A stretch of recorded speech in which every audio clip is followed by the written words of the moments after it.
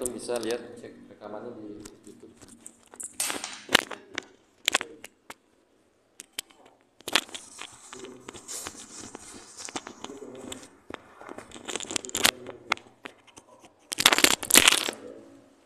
Jadi ikhwan, kita perhatikan.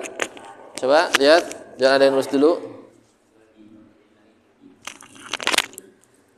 Ini kelihatan nggak tulisannya? Kelihatan ya? Ini masih membahas tentang tarkiban Ar-Rahman Ar-Rahim. Tarkiban Ar-Rahman Ar-Rahim. Kemarin lafaz Ar-Rahman itu bisa dibaca berapa? Dua. Satu ini. Yang kemarin. Itba dan Itba dan Qata. Itba itu artinya apa? Itba itu ikut. Kalau Qata terputus. Ya. Kemarin coba lihat di sini contoh aja ya, contoh Bismillahirrahman.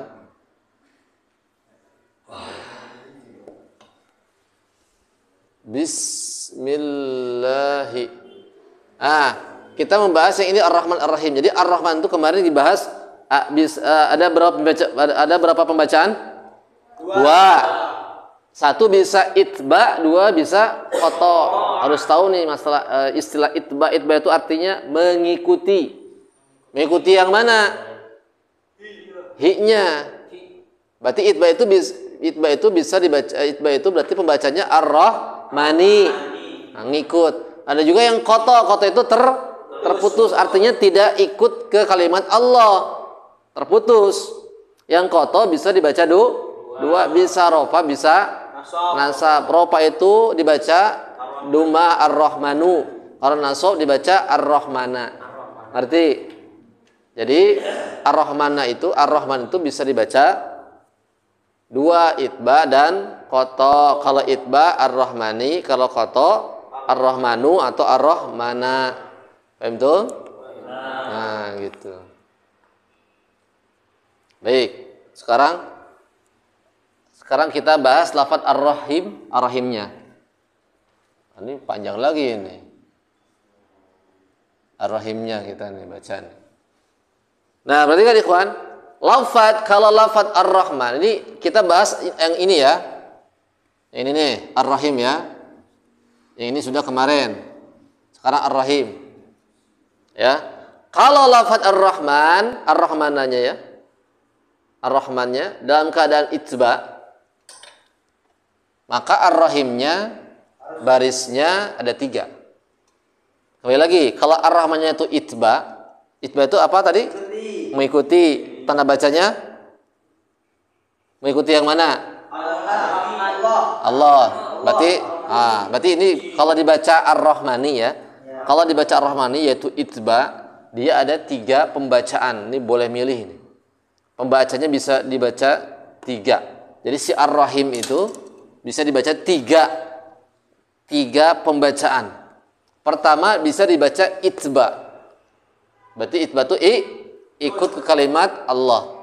Jadi pembacanya Bismillahirrahmanirrahim gitu. Itu. Ini berarti yang maklum yang kita suka baca. Yang kedua bisa dibaca rofa. Berarti kalau rofa Duma. Bismillahirrahmanirrahim. Ternyata bisa dibaca begitu. Secara kaidah nahwu, kaidah dalam bahasa Arab. Bismillahirrahmanirrahim. Bisa begitu. Kemudian bisa juga dibaca nasab. Nasab itu menggunakan fathah. Bismillahirrahmanirrahim. Bisa juga begitu. Kenapa bisa begitu, Pak? Bisa. Bismillahirrahmanirrahim secara kaidah bahasa Arab.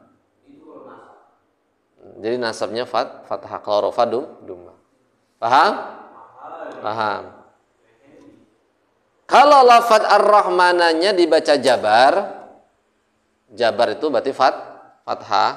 Ar-rahmana itu jabar. Jabar itu bahasa apa sih? Jabar, JR, PS, bahasa Sunda ya. Jabar itu fathah. Kalau ar-Rahmannya dibaca jabar atau fathah,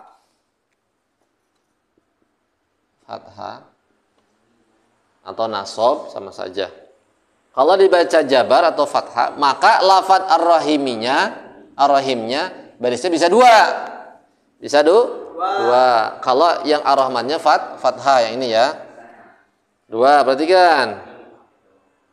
Pertama bisa dibaca nasab, yang kedua bisa dibaca rafa. Kalau nasab, Bismillahirrahmanirrahim. Bismillahirrahmanirrahim. Rafa. Kalau rafa berarti Bismillahirrahmanirrahim. Itu cuma pembahasan aja Pak, bukan ini. Hah? Cuma pembahasan bahasa dalam bahasa Arab aja. Iya. Saya tuh nanya ar-Rahmanah itu dapat dari mana itu? Apanya? Ar-Rahmanahnya. Nanya dapat dari baris fathah nanya itu. Yang ini. Nah, yang atas kan kalau lapas ar-Rahmanah. Nah, terus Baris fathahnya dari mana? baris fathahnya dari mana? Kemarin kan pembahasannya. Jadi kalau dibaca ar-Rahmanah, kenapa bisa dibaca ar-Rahmanah? Apa alasannya? Kemarin kan baru dibahas. Kalau dibaca ar-Rahmanah yang ini nih, harus tahu kan di mana munculnya. Ini dalam ilmu nahwu, kalau ar-Rahmanah, kalau dibaca ar-Rahmanah dia sebagai objek maf'ul bi, maka dia menakdirkan kata kerja dan subjeknya. Amdahu ar-Rahmana.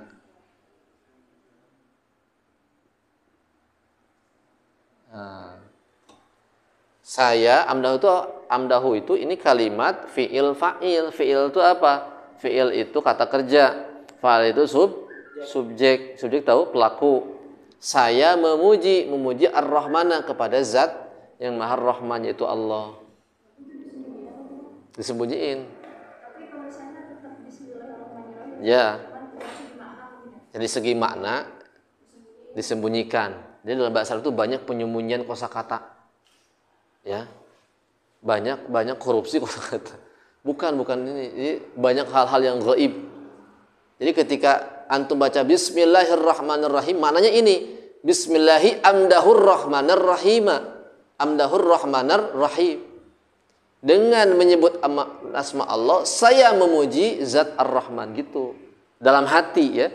Dalam hati kita memaknai kalau Bismillahirrahmanirrahim berarti maknanya saya dengan menyebut nama Allah, saya memuji Ar-Rahman, sifatnya Ar-Rahman. Ya Ar-Rahman itu Allah kene, cuman dia pakai sifat. Ngerti? Gitu. Loh, memang kalau objek harus fathah, nasab, wajib ain ini mana? Kalau Objek. Kalau objek semuanya fathah barisnya. Jadi ini rumus baku ya. Rumus baku. Kalau objek maf'ul bi semuanya nasab fathah. Nasab. Ciri nasab itu nanti banyak. Di antaranya fathah. Ya, fathah. Gitu. Enggak ada objek itu dia dibaca rafa duma, enggak ada. Fathah. Semua nasab, semua maf'ul bi itu semuanya dibaca nasab fathah. Ngerti? Sampai sini? Ya. Amdahu, saya memuji Ar-Rahman, zat yang Maha Rahman, yang zat yang Maha Pengasih.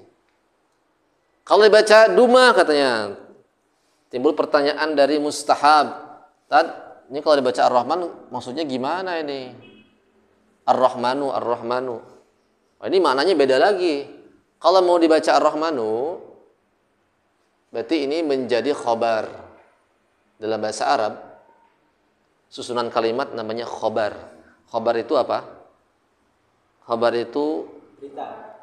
Kabar. Kalau ini apa? Ini kan Khobar itu susun. Kalau ini maf'ul bih. Nah, Ar-Rahmana maf'ul bih. Kalau dibaca Ar-Rahmanu dia sebagai khobar dari mubtada yang dibuang. Maka nanti takdirnya huwa. Huwa dia. Jadi ketika dibaca Ar-Rahmanu ya bismillah. Jadi kaya ada lafadz huwa. Jadi menyembunyikan lafadz huwa. Bismillahi huwarrahmanirrahim. Maknanya beda. Dengan menyebut nama Allah, dia yang Maha Rahman. Dia adalah yang Maha Rahman. Dengan menyebut nama Allah, dia adalah yang Maha Rahman dan Rahim. Gitu. Beda kan? Kalau tadi saya memuji Zat Ar-Rahman. Kalau ini dia yang mahar, dia adalah yang Maha Rahman. Beda nggak? Beda. Jadi maknanya nanti beda. Kalau dibaca Rahim ya tadi yang seperti biasa kita terjemahkan. Kalau dibaca Rahimi, Ar-Rahmani. Kalau dibaca Ar-Rahmani, saya menyebut asma Allah yang Maha Rahman. Langsung. Ngerti? Ya, jadi ternyata dari Ar-Rahmanu, Ar-Rahmani ini bisa menerjemahkan dengan berbagai macam makna. Ada tadi mengandung makna tersendiri. Jangan salah ya. Ini gayaan Bismillahirrahmanirrahim Ar-Rahmani memang maknanya beda. Dibaca Ar-Rahmanu maknanya ini. Dibaca Ar-Rahmana maknanya saya memuji. Dibaca Ar-Rahimi yang. Kalau misalnya baca Al-Quran salah baris sudah beda. Nah, makanya antum hati-hati kalau baca Quran salah baris saja bisa salah makna. Makanya fatal, apalagi kalau baca Fatihah. Fatihah salah baris gaya nih. Alhamdulillahirabbil alamin. Rabbil alamin. Ar-Rahmanir Rahim. Malika yaumiddin. Itu salah tuh. Hancur itu udah mufarraqah itu jadi jamaah. Lagamnya kayak saya sudes. Iyyaku na'budu wa iyyaku nasta'in. Salah harokat saja bisa merubah makna. Salah huruf saja juga bisa merubah makna. Ini kan beda harokat, beda makna. Betul? Tapi tetap kita kalau lagi baca Quran pakainya yang mana? Pakainya yang ahli qiraah. Kalau kata ilmu tajwid, kata qiraah boleh ya pakainya itu. Ini kan secara bahasa. Tadi kalau bahasa qaidah bertabrakan dengan Quran hadis mana yang dipakai? Quran.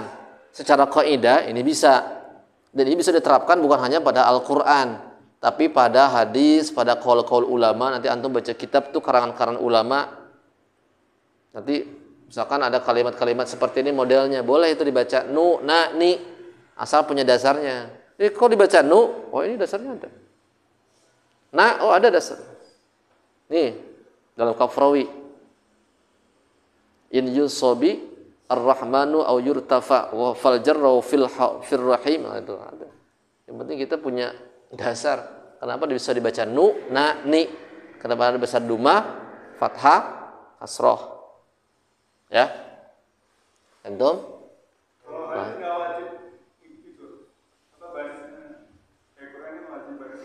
Kalau hadis itu, kalau Quran kan dia berdosa. Nah, kalau baca salah berdosa sesuai dengan Quran saja, sesuai dengan ahli qiraah. Kalau hadis bisa berboleh. Seperti Imam At-Tirmidzi bisa dibaca Imam At-Tirmidzi, At-Turmudzi. Nah, itu juga boleh.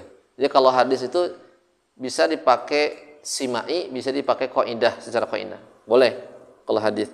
Kalau yang wajib, kan wajib pakai tajwid itu, wajib bacaannya benar kan Quran. Warattilil Qur'ana tartila. Kemudian juga sesuai pembacaan yang Rasulullah pakai. Rasulullah pakainya gimana? Contoh, dalam Quran ada namanya udkhulu fis silmi kafa. Udkhulu.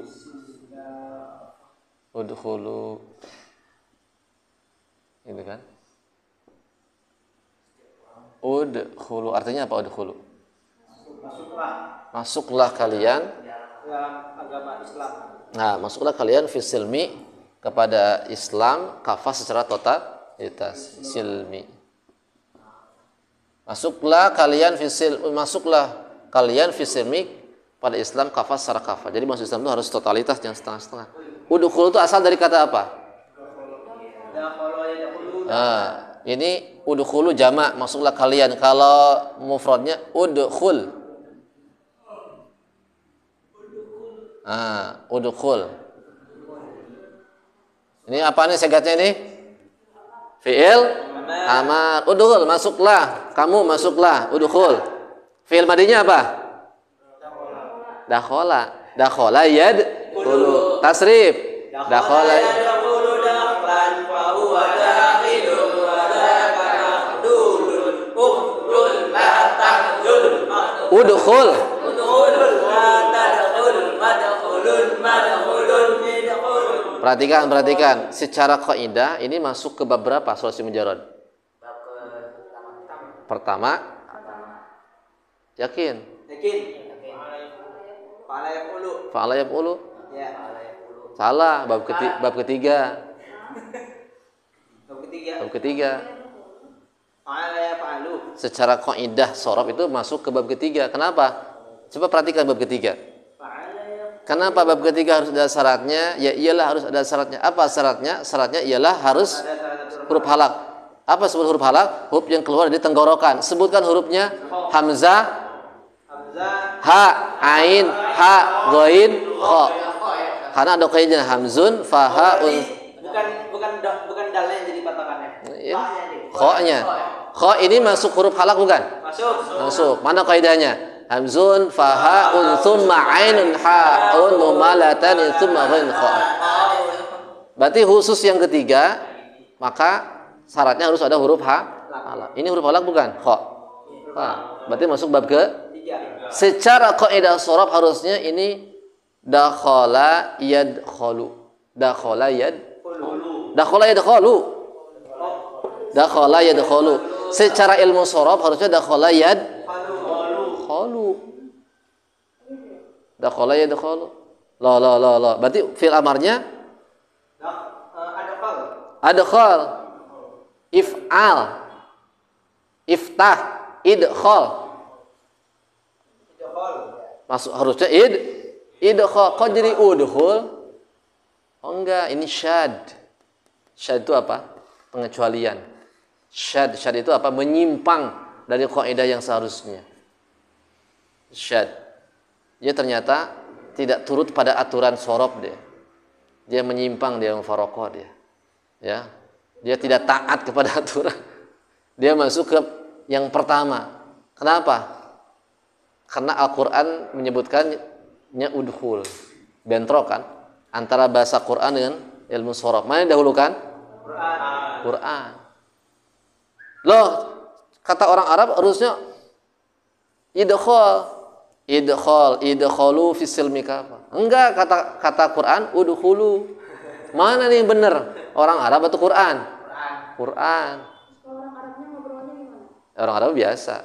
Dia tanya ke orang Arab biasa. Sesuai kaidah atau ikut Al-Quran? Kalau orang Arab biasanya apa? Jadi gini, bahasa Arab, ada 3 ya. Ada bahasa Arab grammar, ini grammar. Ada bahasa Arab pasaran, simai namanya. Pasaran itu bahasa daerah, tapi dia tidak ikut grammar. Ada bahasa Quran. Itu ya, bahasa Quran. Jadi ini udkhul ini adalah ini bahasa Quran. Bahasa Quran. Contoh yang bahasa Arab pasaran, contoh pasaran ya. Jalasa yajlisu. Kalau jalasa yajlisu masuk ke bab berapa? Jalasa yajlisu. Kedua karena fathah kasra, jalasa yajlisu. Masdarnya apa? Jalsan. Tapi orang Arab, kalau antum datang ke orang Arab, man anta? Anta ana Suhail gitu. Min aina anta? Ana min Riyadh gitu. Dia pasti bakal kalau duduk itu dia bakal bilang julusan. Jalasa yajlisu jalsan. Tapi bisa julusan. Secara kaidah shorof harusnya jalsan. Tapi orang Arab bilang julus. Anta julus, kamu duduk ya.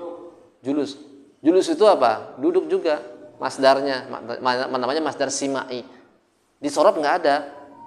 Di kaidah sorof itu jalasan, tapi orang Arab bilang julus, itu simai, kebiasaan orang Arab. Jadi gini, kalau ada ini ketika dipilih ya, antara orang bahasa Arab pasaran, bahasa Arab grammar kayak gini, qaidah nahwu, sorof sama Quran, ketika bertabrakan di antara ketiganya, antara bahasa Quran, bahasa Arab pasaran atau simai dan qaidah, maka yang pertama diambil ketika bertabrakan nih, kontradiksi, maka yang diambil Quran yang pertama. Ketika orang Arab pasaran, bahasa Arab pasaran dengan qaidah bertabrakan, maka yang diambil apa? Simai. Simai lebih kuat. Karena asal bahasa Arab itu dari mereka. Kalau mereka bilang gitu, ya udah ikut begitu, julus. Gitu. Baru yang terakhir adalah qaidah sorof.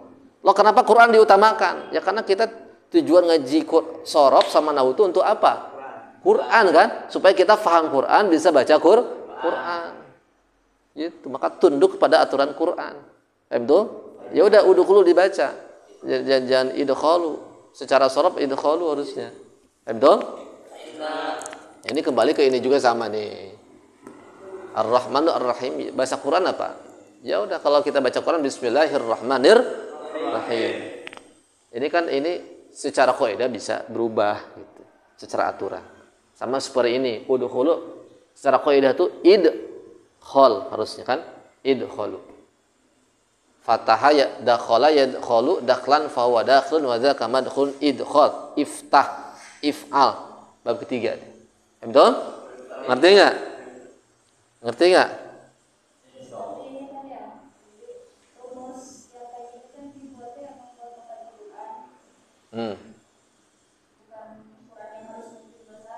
Bukan. Tujuan ilmu nahwu dan sorof itu tujuannya untuk memahami Quran, membedah Quran. Maka sesuaikan dengan bahasa Quran. Quran itu dari Allah, Allah yang paling tahu. Ya. Betul? Lanjut, biar enggak terlalu kesiangan. Kalau lafaz Ar-Rahmanu, ini kalau Rahmanu ya dibaca rofa, maka lafaz Ar-Rahimnya bisa dua. Bismillahirrahmanirrahim. Kalau dibaca rofa, yang ini yang rofanya Bismillahirrahmanirrahim. Yang ketiga, ya udah selesai ya. Selesai. Tapi kalau lafaz Ar-Rahman dalam keadaan koto itu apa? Terputus tadi ya. Kalau Ar-Rahmannya terputus, berarti dibaca rofa atau nasob ya. Nu Ar-Rahmanu atau Rahmana. Maka lafaz Ar-Rahim tidak boleh, tidak bisa itba. Tidak bisa dibaca jer, kasroh, nggak bisa. Bismillahirrahmanirrahim nggak bisa. Bismillahirrahmanirrahim nggak bisa. Maka kesimpulannya, jadi pembahasan Bismillahirrahmanirrahim semuanya ada 9. Jadi ternyata cara membaca Bismillahirrahmanirrahim, Ar-Rahmanirrahimnya ada 9. Yang boleh 7, yang tidak boleh 2. Yang tadi yang tidak boleh ini apabila kotok. Apa dalilnya? Dalilnya dalam Kafrawi. Kafrawi itu sarah jurumiyah. In yunsabir rahmanu au yurtafa'a. Silakan. In yunsabir rahmanu au yurtafa'a. Fal jarra fir rahimi qat'an munni'a. Fal jarra fir rahimi qat'an munni'a. Wa yujarra fal وإن يجر فأجز في الثاني ثلاثة الأوجه خذ بياني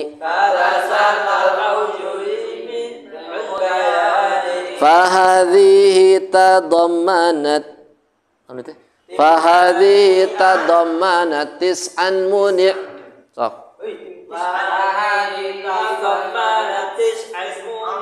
wajhani minha fahzi wajhani minha fadri wajhani minha fadri hadza wastami